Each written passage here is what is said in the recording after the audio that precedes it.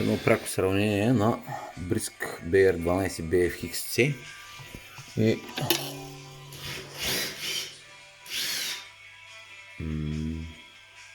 NGK Iridium DCP-R8AX, които и като ценово са абсолютно на едно ниво. Това са иридиумни свещи, те са на някакви километри, разстоянието им е по-голямо даже отколкото оригиналното. Това са бръсковите, тук е около 3,9 мм разстоянието между електродите, тук е около 1 мм.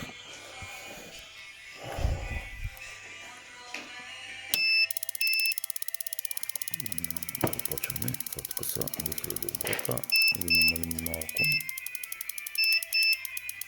горе-долу на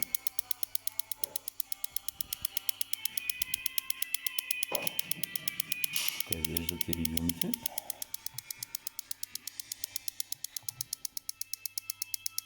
Така изглеждат брисковите. Свеща е, искрата на свеща е няколко пъти по-голяма и не е жълта. Видим малко оборотите, така как блестят тия лампи.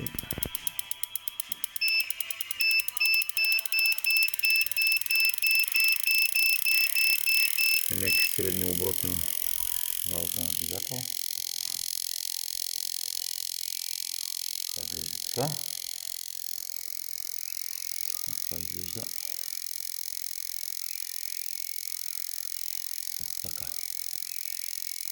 Мисля, че може да се забележат разликите.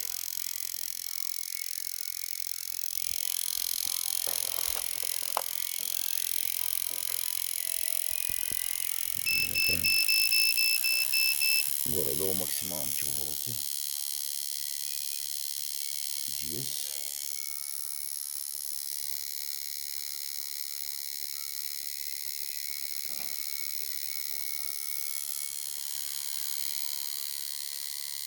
Това е един от поредните тестове.